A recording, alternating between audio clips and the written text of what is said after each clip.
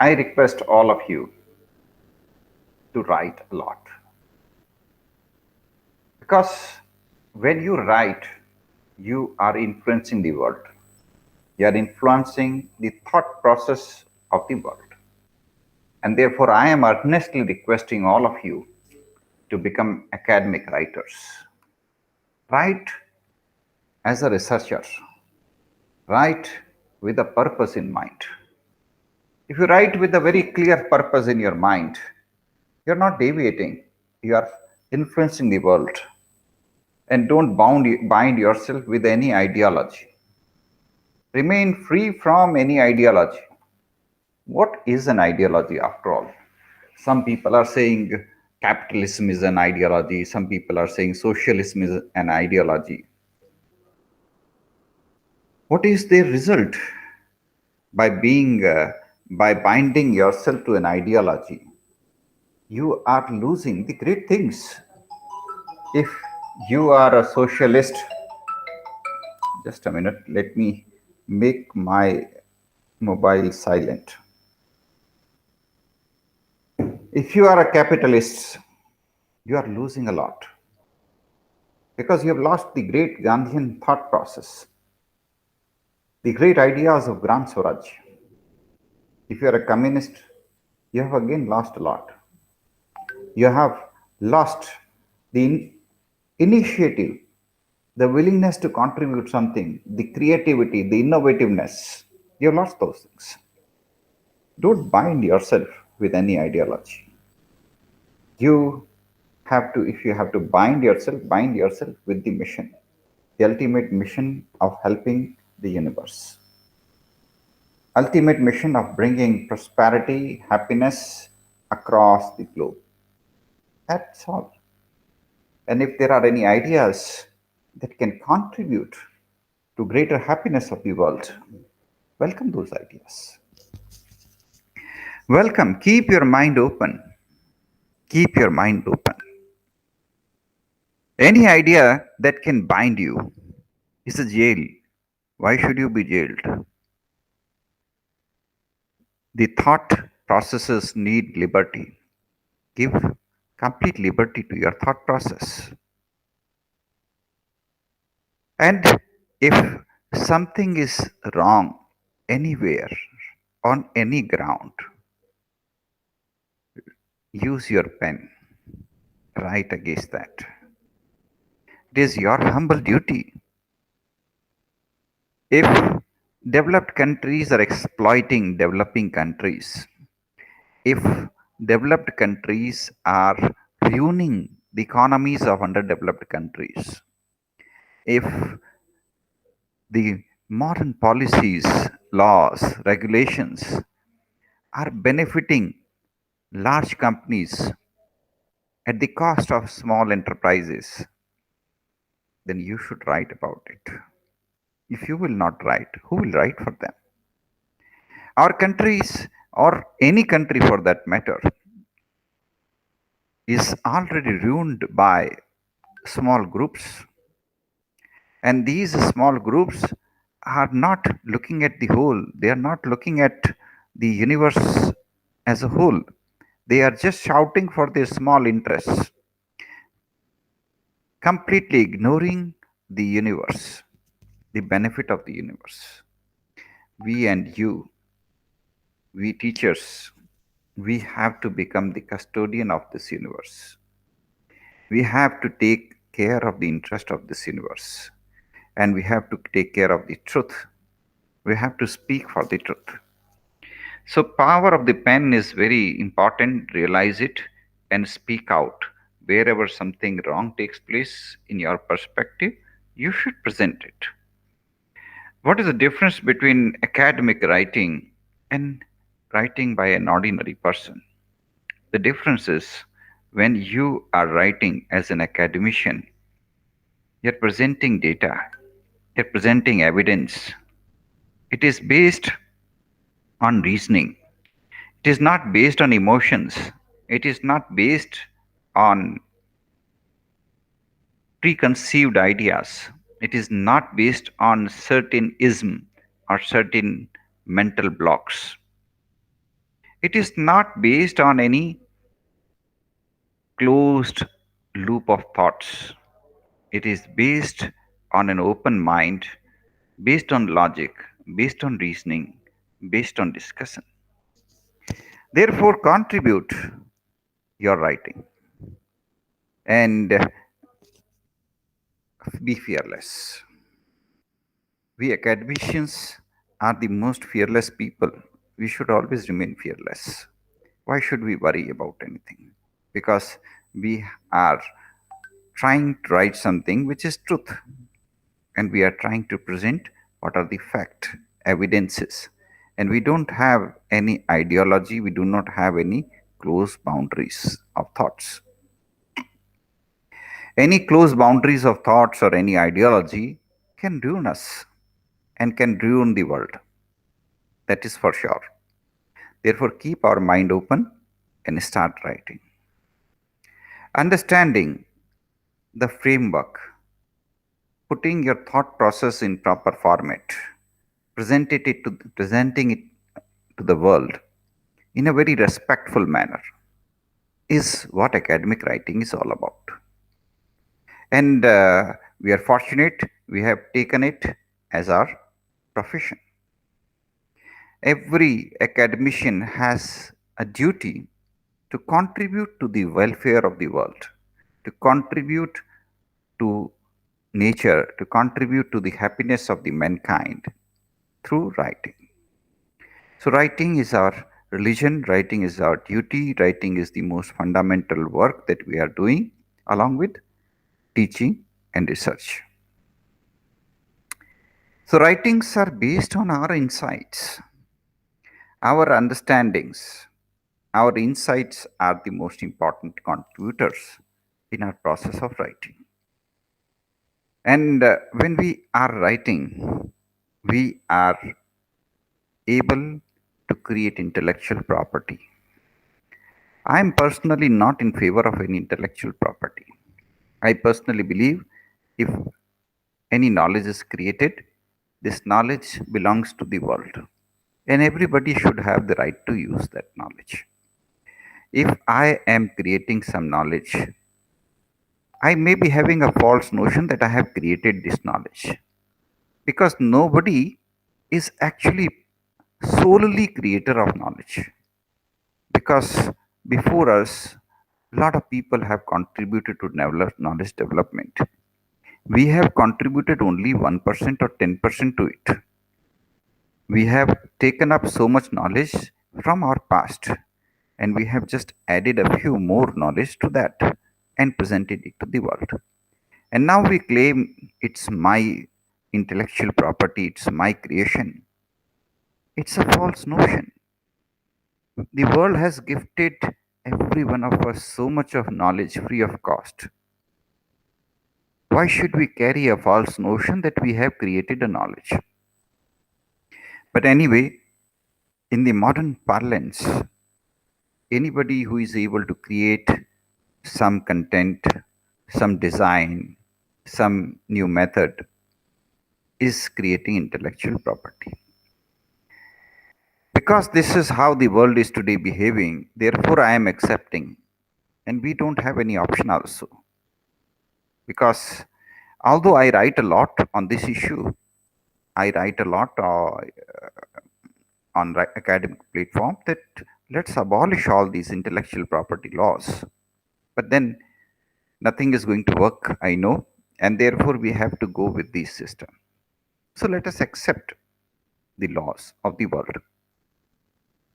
It is very unfortunate that on important issues, every country has different law. Let's raise our voice. We should have across the globe one law, one intellectual property law across the globe. Why should there be? Why should there be one law in United States, one in India, one in Pakistan, one in Bangladesh, with very, very small differences? And you create a new patent, you have to get it registered in United States, you have to get it registered in India, you have to get it registered in other countries, so many countries. Why should we have these things?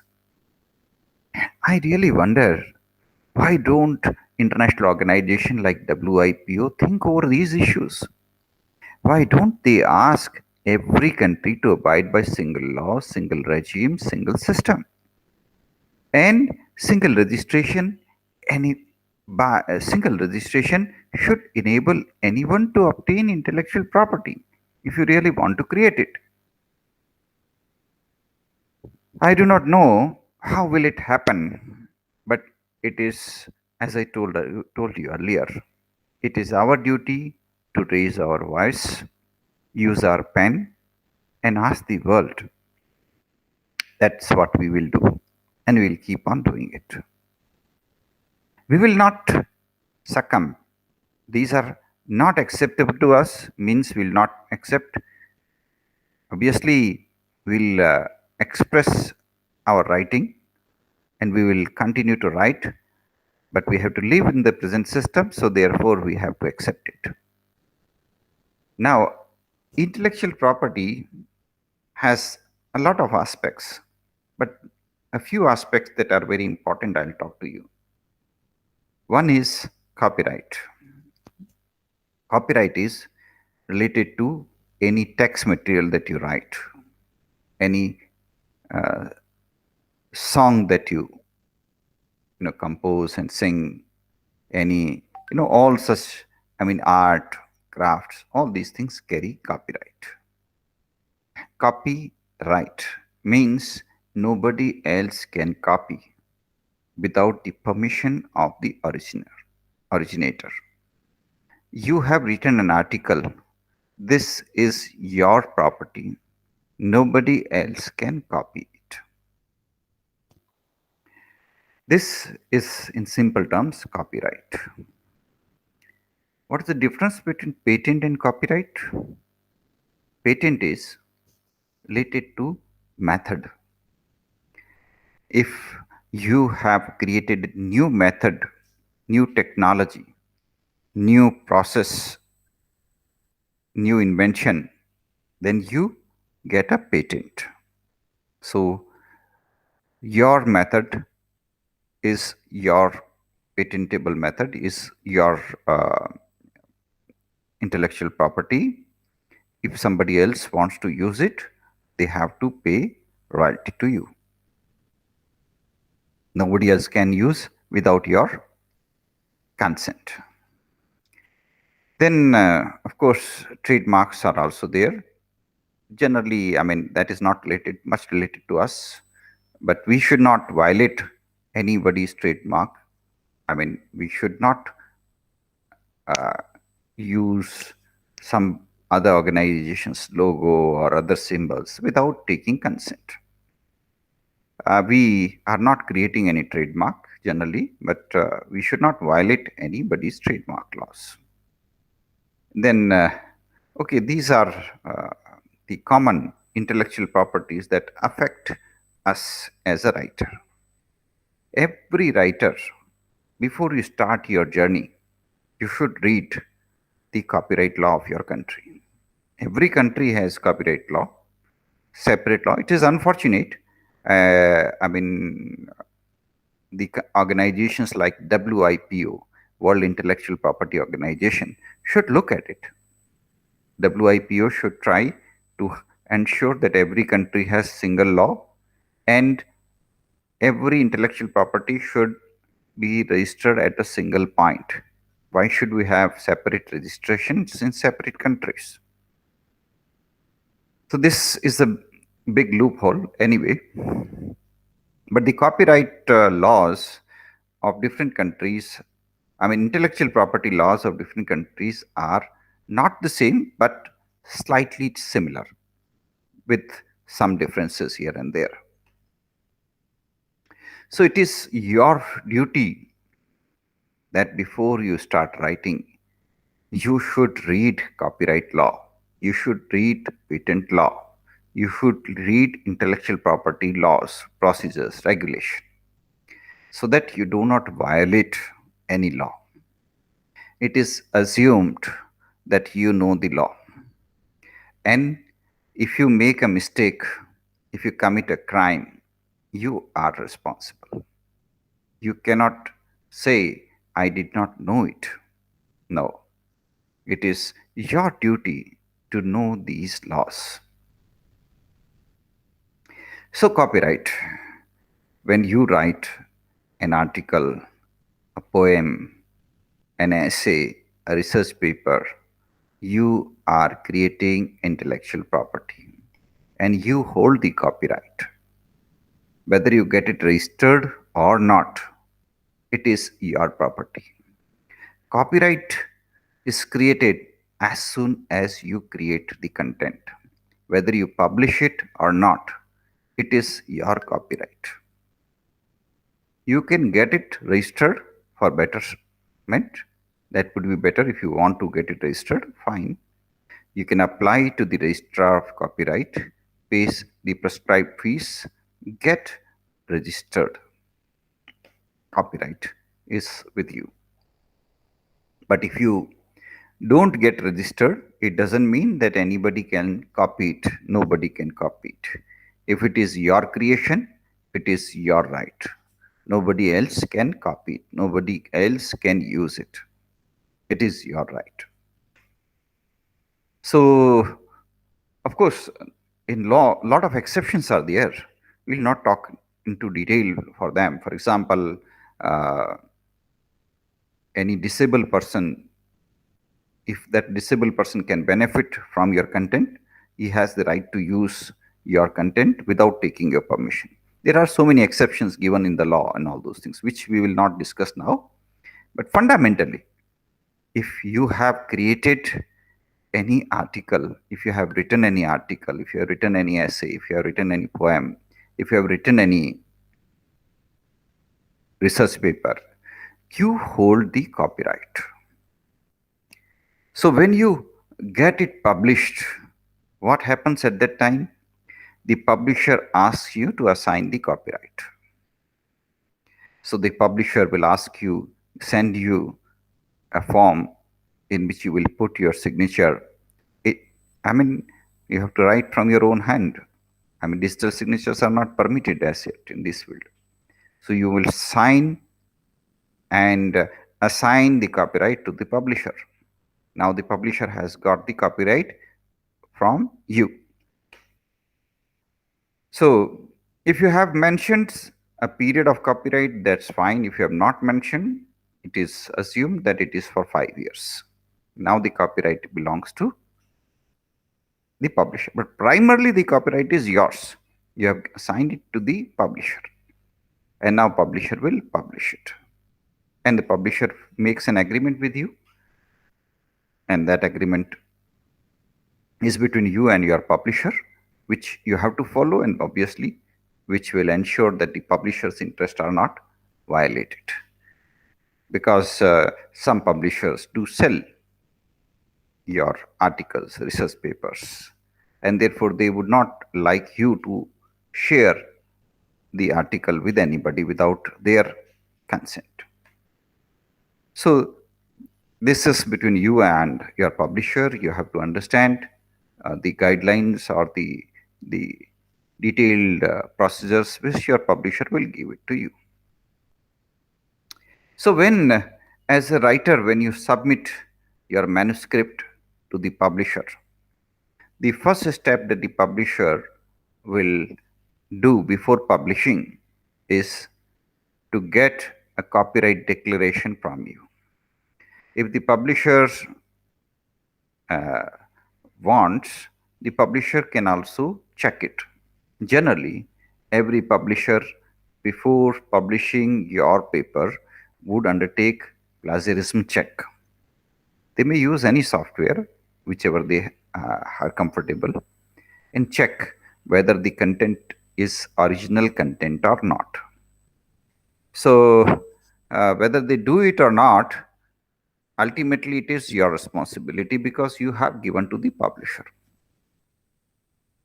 If later on it is found that you had copied some material, I mean, it was not your original content, or you got it published elsewhere, then you are held responsible for it. So, therefore, always Prepare your paper, give it to publisher, don't share it with anybody else, and let it be published by the publisher. Don't get it published elsewhere, don't share it with anybody else, don't give it to anybody else, so that your publisher is able to publish it. There are often problems with regard to the academic community, like we do share our articles in conferences, seminars, and all those things. So, therefore, I mean, the conference, seminars, etc., they generally publish proceedings in which generally they publish abstracts. So if they publish abstracts, fine, the complete paper is not published there. But sometimes they publish a book and in which complete paper is published. And then you have to take their permission also before you get it published with a journal. And you have to inform to the journal that you have already published it in that so-and-so book. So that aspect you have to keep in mind. When you are in the field of academic writing, it is like you prepare your content, get it reviewed, send your copyright acknowledgement, and ask the publisher to publish it. And after the proof checking and other formalities and all these things, the publisher publishes it, and thereafter it is available for people. And depending on if some publishers share it on price, some share it free. I mean, so depending on the type of publication that you have taken up, these are available to the public.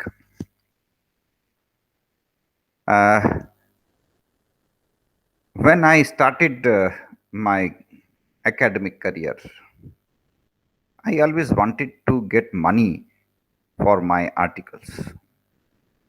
So at that time, we had many prestigious journals which used to pay. So I used to send the paper to some journals like Productivity or some other journals were there. I'm not able to recall their names now. And I used to get some small money also as honorarium. So today, if I tell anybody, it looks odd because the times have changed so much that in 1980s and 90s, I used to get money for writing a research paper. And today, no journal is giving any money. It is, I mean, of course, there are a few journals which still pay, but the number is very, very less. And the journals tell you, look, we are publishing your paper, we are so and so listed, so and so. So what? Writing an article requires hard work. You're working so hard, you prepare an article and you send it to a journal for publication, and then you don't get any money. But anyway, this is the present time. But I get surprised when some people say that we pay to the publisher. Why? Because the publisher is asking us to pay some money for publication. Why? You are working hard, you're giving them copyright, you're giving them right. And now the publisher is already earning money by selling the journal to the libraries. The publisher is already making money by selling it online also. And the publisher is asking you to pay money. Why should? No, I am not in favor of this thing. And I do not, suggest people to get a paper published by paying money. You should not pay any money.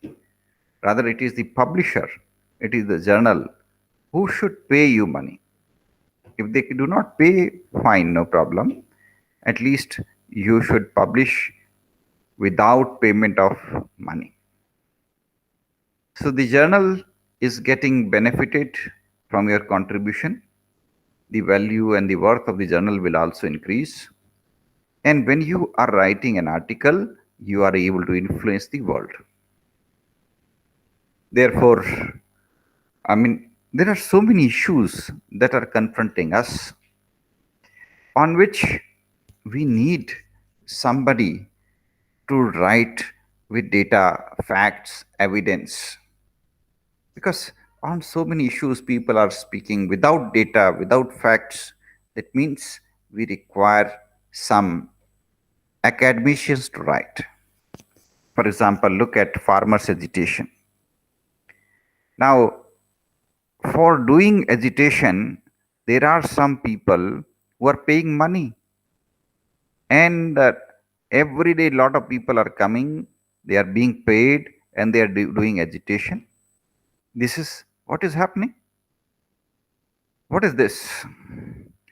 The companies or the other organizations are sponsoring agitation in India. They have huge budget for organizing agitation in India. Why? But if the issues of the farmers are important, it is the academicians, the researchers who should come forward, undertake research, collect data, find evidence, present it in their academic writing. What is the state of farmers now? What is going to be the impact on the lives of farmers due to the proposed laws of the government? What should be the solutions? What should be done or what should not be done? It is the academicians who have the duty to write and present the data without any biasness. It is the duty of the teachers. It is the duty of researchers. But as I told you, it is really shocking that some groups are buying away everything. They have started buying protesters, they have started buying lobby, they have started buying academicians, researchers to write something as per they want. That is dangerous. We should not be, our academicians and teachers, we should have a very strong mindset. Truth is truth for us. Nobody should be able to buy us. Nobody should be able to buy our thoughts. We have to write with an open mind the data, the facts, the truth. And it is our duty, somebody asks or not, we have to dig facts, present it to the world. All contemporary issues we have to write. We have to contribute. It is our moral duty. We have to contribute on all important issues. And through our contribution, we have to bring greater happiness for this world. Yesterday, somebody was asking, countries should buy weapons, missiles. For example, Pakistan and China are creating problem for India, and therefore India should develop missiles, weapons, nuclear bombs, and all those things. There is no limit to such arguments. We should understand there is no limit to such arguments. We as teachers, we as researchers should raise our voice that you completely, in the entire world, for every country, completely ban chemical weapons, completely ban nuclear weapons, completely ban the missiles, completely ban the nuclear bombs and all arsenal, mass destruction equipment, completely ban every kind of biological warfare, completely ban long distance, missiles and equipments, completely ban, uh, high power, these warfare airplanes. One airplane is costing thousands of crores rupees. It is ruining the economies of underdeveloped countries. We should raise our voice across the globe, completely ban these uh, warfare based aircrafts and all those things. They must be completely banned. Fortunately for this world, chemical warfare have been completely banned.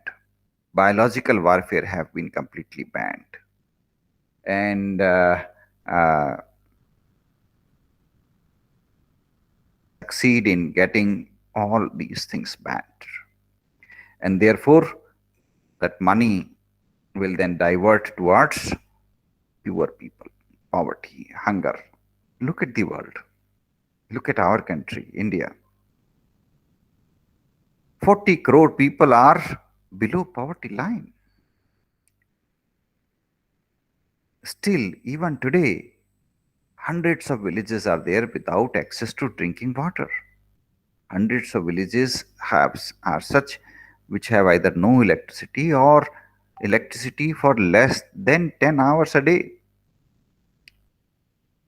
There are so many challenges before mankind. And as I discussed in the previous class, the developed economies are sucking wealth of underdeveloped countries. Why do you find so much of wealth in developed country? They have not created it. They have sucked it from underdeveloped country. They have changed the habits of the poor people in underdeveloped country. You go to any underdeveloped country. In the name of education, we are changing their habits. In the name of modern education, we are changing their habits. Till yesterday, they used to buy local made products. They were having self sustaining economy. What we have done? We have trained them in the name of modern education to buy modern branded products. What is the result? The result is that their small economic system has completely collapsed. There were arts, crafts, other things, so many artisans were there. All those have completely become unemployed because now everyone is buying goods made by multinational company. Every child is asking for branded product. Everyone is buying branded products. The modern tools of advertising, the modern tools of marketing are not giving any benefit. They are only changing the lifestyles of people, and in this way, they are completely ruining the small entrepreneurs of underdeveloped countries. This is, tragic. Look at your own country, for example. Look at India, for example. Before independence, people in India were very conscious. They they used to they used to educate children, and they used to tell the children, look, we have to buy goods made in India. And therefore, in India, a lot of small industries were thriving. Today, all of them have completely been crushed. Children of today's time who have got their education in convent schools or so called other English medium schools, they do not speak mother tongue. They do not buy goods made in local areas. They only demand branded products. We are not helping local industries to thrive. What is the net outcome? Everything they consume is made out of India. They only want goods made by multinational companies. And the result of this is that multinational companies are dumping plastic economy on India. There is a pile of waste. Huge piles of plastic is there everywhere. Cities have become unlivable. You drink a water, you require a plastic bottle. You drink a cold drink, you require a plastic bottle. The local entrepreneurs who used to earlier sell lassi are not able to sell. They have become jobless. Earlier, there were Kumhar who were thriving because lassi was served in Kulhad. Now that Kumhar is also out of job, local artisans, local skilled people are all out of job. But who is going to do research on them? Who will write on them? It is our duty. We as academicians, we as researchers should dig out these facts and write to the world. Common people should be able to understand these minute things. It is our duty to write on these issues. Nobody else is going to write on them. Nobody else, because journalists are part of a lobby. Yes, every journalist is